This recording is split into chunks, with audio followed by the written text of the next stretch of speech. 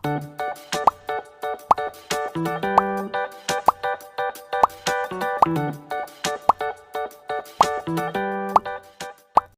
Assalamualaikum, selamat datang di Nawasena Channel.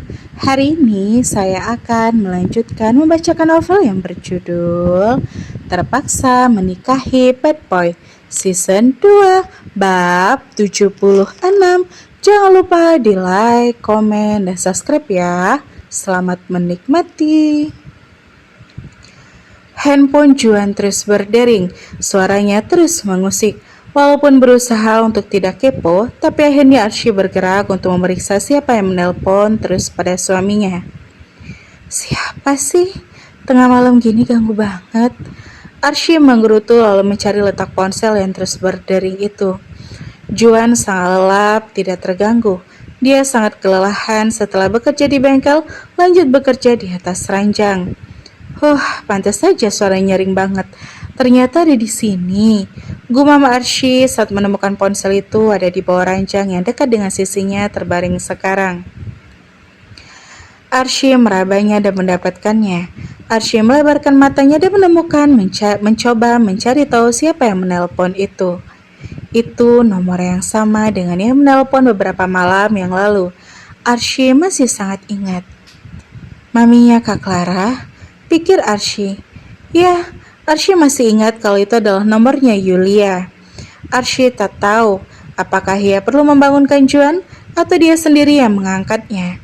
Sementara ini sudah hampir dini hari. Ada kepentingan apa menelpon orang yang sedang lelah beristirahat di sepertiga malam terakhir begini? Apakah ada sesuatu yang darurat? Pikir Arsy. Tak cukup sekali saja. Setelah panggilan itu berhenti, maka darinya kembali terdengar dan itu sudah berulang kali sejak beberapa menit yang lalu. Tunggu besok pagi ya sayang, ini udah jam 2 pagi loh. Kasian, pasti dia lagi istirahat, kata Yulia pada Clara yang sejak tadi mereka ingin dipertemukan dengan Juan. Clara hanya memberi respon dengan mimik wajah kecewa, seolah hatinya sangat menggebu ingin bertemu dengan Juan detik itu juga. Clara, besok pagi papi sendiri yang akan menyusul dan menjemput dia untuk datang ke sini. Kalau sekarang kan dia tidak enak. Ini waktunya orang-orang beristirahat, termasuk dia.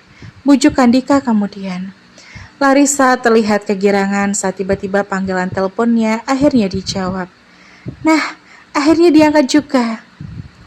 Larissa pikir yang mengangkat telepon itu adalah Juan. Padahal, halo, selamat malam. Sapa Arsy. Arsy memutuskan untuk mengangkat panggilan telepon itu, lalu keluar dari kamar agar tidak mengganggu Juan. Loh, ini siapa? Tanya Larissa keheranan. Ini nomor maminya Kak Clara kan? Ini saya, istrinya Bang Juan. Jawab Arsy dengan tegas. Mendengar itu, Larissa seketika tidak bersemangat lagi. Apalagi Larissa ingat betul kalau Arsy adalah penyebab Rafa susah move on dan gagal berpacaran dengan dirinya. Kok kamu yang ngangkat? Tanya Larissa dengan sinis. Loh, emangnya kenapa? Ini adiknya Kak Clara ya? Pacarnya Rafa? Iya, tapi aku gagal menjalin komitmen sama Rafa gara-gara kamu. Arsy mengerut dahi mendengar Larissa mengoceh tiba-tiba menyalahkannya. Gak usah bahas yang itu dulu deh. Sekarang kamu bilang aja apa tujuan kamu nelpon-nelponin suami orang malam-malam begini. Malam udah lewat hari loh. Harusnya sih ada yang penting. Arsy begitu tegas menghadapi Larissa. Larissa berulang kali melempar senyum kecut sehingga membuat mami, papi, dan kakaknya penasaran. Penting, sangat penting, karena ini menyangkut kelangsungan hidup kakakku. Dia butuh dukungan dan sugesti positif dari orang yang sudah menyelamatkan nyawanya. Please, jangan halang-halangi. Silakan hubungi lagi besok, oke? Hey, hargai waktu kami. Karena Arsy kesal, Arsy menutup obrolan dengan Larissa dan mengubah handphone Juan ke mode senyap. Arsy sangat tidak suka dengan cara Larissa mengganggu waktunya. Shit, Larissa bahkan berani merutuk di depan orang tuanya. Ada apa Larissa? Tanya Yulia. Yang angkat telepon tuh istrinya, bukan Bang Juan. Dia sok-sokan menghalang-halangi kita berterima kasih sama Bang Juan. Jawab Larissa kesal. 3 hari yang lalu, Mami nelpon ke nomor itu, dia angkat juga orang yang ngaku sebagai istrinya. Dia bilang katanya mau mengatakan semuanya pada Nak Juan. Tapi nyatanya Nak Juan gak ada menelpon balik atau datang ke sini. Pasti dia gak menyampaikan amanah dari Mami. Yulia terpancing dan ikut kesal pada sosok Arsy. Dia pikir kita mau ngerecoki rumah tangganya kali. Cih, posesif banget. Nyebelin deh. Clara sedih mendengar itu. Entah kenapa, dia sangat ingin bertemu dengan Juan saat ini, seolah ini akan jadi waktu terakhirnya ada di dunia ini. Please, datang walau sebentar aja, Juan. Aku gak tahu kenapa. Tapi aku mau meluk kamu sekali aja sebelum semuanya gak mungkin lagi nanti. Harap Clara di dalam keputusasaannya. Itu terdengar berlebihan, tapi Clara benar-benar ingin bertemu dan memeluk Juan. Sekali lagi saja, sebelum itu menjadi tidak mungkin lagi. Arsy sama sekali tidak merasa bersalah. Dia melanjutkan waktu istirahatnya. Dia tak tahu kalau sikapnya telah membuat keluarga Clara marah sekali. Sampai pagi pun Arsy tidak mengatakan apa-apa pada Juan. Juan sempat kaget saat melihat belasan panggilan tak terjawab dari nomor Yulia. Tapi Juan mengabaikannya dan tidak menghubunginya balik. Kesal dengan sikap Arsy yang terkesan buruk karena menghalang-halangi Juan untuk menemui Clara, Yulia mendatangi Arsy langsung ke tokonya. Arsy tidak mengenal Yulia. Yulia juga tidak mengenal sosok Arsy. Yulia hanya tahu kalau Arsy bekerja di toko cabang tersebut dan bekerja shift pagi hari ini. Selamat siang, selamat datang. Arsy menyapa seperti biasa pada pengunjung yang datang ke tokonya. Yulia langsung menoleh ke arah meja kasir dan dia fokus menatap ke arah Arsy. Yulia melihatnya sampai tidak berkedip untuk beberapa saat. Arsy tidak sadar sedang diperhatikan. Arsy melanjutkan pekerjaan melakukan stock out di rak rokok yang ada di showcase area kasir. Melihat Yulia bengong untuk waktu yang cukup lama, kepala toko Arsy yang baru lantas mendekat. Silahkan ibu, ada yang bisa kami bantu? Barulah Yulia tersadar. Dia kembali menegakkan tubuhnya dan mengangkat dagunya. Ya, saya ada perlu sama pegawai yang bernama Arsy. Apa di sini ada yang bernama Arsy? Arsy mendengar dan langsung menoleh lagi ke arah Yulia berada. Siapa itu? Mau apa mencari keberadaannya? Arsy? Itu Arsy. Apa itu orang yang Anda maksud? Tanya kepala toko baru Arsy yang bernama Hendra. Yulia memang tidak tahu pasti, tapi pasti memang itulah Arsy yang ia cari yang merupakan istri dari Juan. Maaf, ada apa ya? Apa Anda mencari saya? Arsy menyimpan pekerjaannya lalu mendekat pada Yulia. Semakin dekat, Yulia semakin lekat menatap wajah Arsy. Tersirat rasa bersalah di dalam hati, tapi belum jelas apa yang membuat Yulia tiba-tiba merasa seperti itu. Nah, ini Arsy, Bu. Apa ini Arsy yang Anda maksud? Tanya Hendra sambil menunjuk pada Arsy. Arsy melempar ingatannya pada tahun-tahun sebelum ayahnya meninggal. Arsy merasa pernah melihat sosok Yulia. Tapi di mana? Yang pasti sosok Yulia cukup familiar walau Arsy tidak mengenalnya secara personal. Siapa ya? Kok dulu kayak sering ketemu? Apa ini teman lamanya ibu? Bukan siapa ya? Arsy masih berusaha mengingat tapi banyak penggalan kenangan yang ia paksa enyahkan dari ingatannya termasuk memori tentang kepergian sang ayah. Tapi Yulia, Arsy benar-benar lupa-lupa ingat. Maaf, apa kita pernah bertemu sebelumnya? Tanya Arsy pada Yulia. Yulia malah jadi tidak nyaman.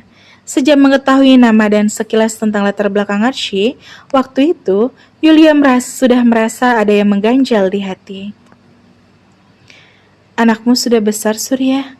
Dia bekerja keras menjadi seorang kasir. Pasti kamu akan terluka melihat ini. Tutur Yulia di dalam hati. Ia menyebut nama Surya yang tidak lain dan tidak bukan adalah nama mendiang ayahnya Arsy. Kalau butuh bantuan saya ada di gudang ya, Ci. Hendra pamit dan pergi dari hadapan Yulia dan Arsy. Iya, Pak. Tinggallah Arsy dan Yulia saja di dalam ruangan toko. Ada yang bisa saya bantu? Arsy kembali mengajukan pertanyaannya. Mata Yulia malah semakin lekat menatap Arsy. Kamu Arsy, istrinya Juan? Tanya Yulia, sikapnya sangat misterius. Iya, memangnya kenapa ya? Arsy mulai meragu, curiga kalau Yulia adalah salah satu anggota keluarga Juan. Saya maminya Clara. Archie malah semakin terkejut saat Julia mengemukakan siapa dirinya.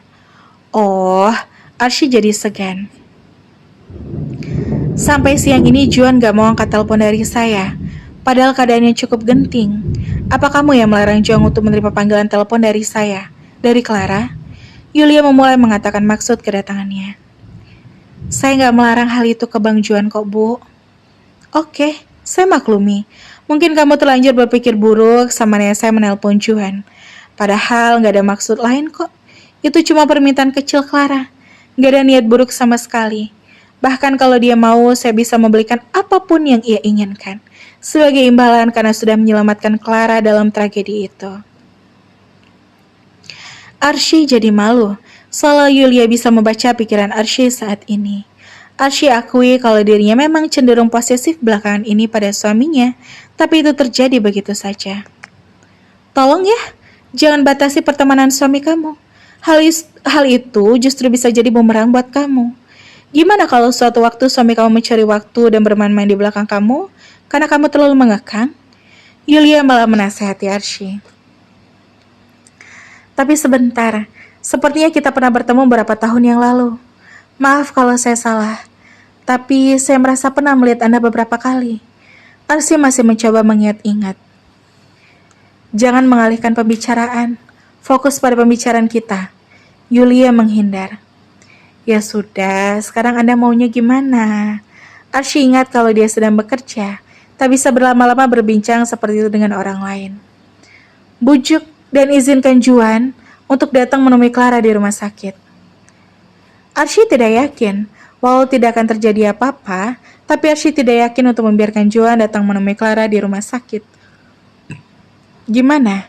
Permintaan Clara itu aja kok, gak aneh-aneh. Andai kamu tahu kondisinya saat ini, dia sangat lemah dan memprihatinkan. Masa saya nggak bisa mewujudkan keinginan ini? Cuma bertemu sama Juan, itu saja. Sekarang Yulia agak mengiba pada Archie. Boleh saja, Bu, tapi saya ikut. Saya akan bantu membujuk Bang Juan untuk datang menemui permintaan Kak Clara. Putuskan Archie. Yulia agak kesal karena Archie sok-sokan memberi syarat. Tapi mau bagaimana lagi? Yulia memang memerlukan bantuan Archie untuk membuat Juan setuju dan menemui Clara di rumah sakit secepatnya.